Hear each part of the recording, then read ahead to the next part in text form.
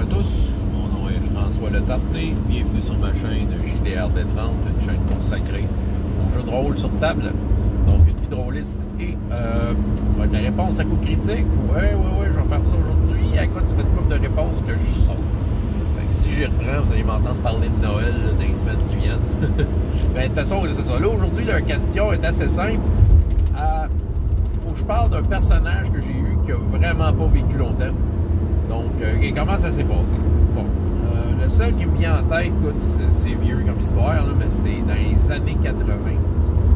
J'ai joué un petit peu à RuneQuest, c'était 2-3 séances, c'était une activité de maison des jeunes. Déjà, en partant à RuneQuest, c'était Dan qui s'appelait le gars qui faisait ça. Il a fait jouer un petit peu à Advanced Dungeons and Dragons, mais tu sais, il a fait 2 séances, il a dit « non, regarde, je vais vous montrer un jeu que je préfère. » Et moi, ça m'avait impressionné sur RuneQuest, la liste de compétences avec des pourcentages, ça c'était clair. Puis, la localisation des dommages, enfin, je sais combien j'ai de points de vie dans la tête. C'était comme, pour moi, c'était extraordinaire. Je me souviens que je m'étais fait un guerrier. Là, je me souviens pas de grand-chose. Pour vous dire ce que je me souviens des 2 games et demi qu'on a fait, là. C'est ça, j'ai fait un guerrier qui s'appelait Trollo, si je me trompe pas. Je me souviens qu'autour de la table, il y avait entre autres un gars qui était le chouchou du meneur de jeu parce que ce gars-là, il avait lu le Seigneur des Anneaux.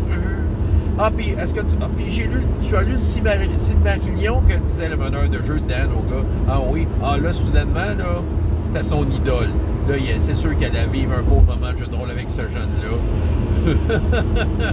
En tout cas, bref, il était tellement... Moi, je me souviens qu'il était tellement chouchou que, on perdait un peu le fil parce que il y avait beaucoup d'interactions avec ce joueur-là. Hein? Puis comme de fait, on est rentré dans une place, puis c'est un énigme du Seigneur des Anneaux qu'il avait pris pour rentrer dans la place. On dirait pour le tester, son petit chouchou. Il avait répondu « Demain, t'as lu le Seigneur des Anneaux. » OK, c'est ça. Une chance que ça n'a pas duré longtemps. Peut-être qu'il m'aurait enlevé le goût d'aimer ça, le Seigneur des Anneaux. Mais non, plus tard, j'ai lu le roman, j'ai vu les films. Bon, tout ça, je fais la paix avec ça. Mais là, écoute, c'était juste sur le bord de dire que c'est ça, le Seigneur des Anneaux. Fais donc bien chier que son Seigneur des Anneaux. Fais chier! Bon. 2 games et demi. Donc là, tout ça pour raconter une mort très rapide et brutale.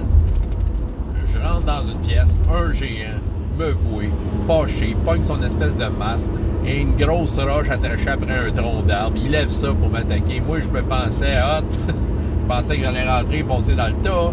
Ce que je savais pas et ce que j'ai appris, c'est que RuneQuest, c'est mortel en Simonac. Fait que là, je suis rentré, je le manque, lui, il me pogne, critique. Bon, pour la forme, on a regardé les localisations de dommages, où est-ce que c'était, là. Mais je pense qu'il me restait une couple de points de vie dans les jambes. Ça a été de courte durée. Ça a quand même... Ben, tu sais, en fait, cette mort brutale-là, ce qu'elle m'a montré, c'est qu'en fait, c'est un jeu qui peut-être pouvait répondre à certains de mes besoins, là, tu sais, d'un jeu. Des fois, si je file pour un jeu où peut-être plus réaliste, là, qu'un coup de couteau, ça fait mal pour vrai, là, ben, tu sais, pourquoi c'en était un. Voilà, fait que c'est ça, mon histoire. François Letarté de JDR-D30. Quelle est la vôtre? Et jusqu'à la prochaine fois, ayez autant de plaisir dans la vie que dans les jeux. Au revoir.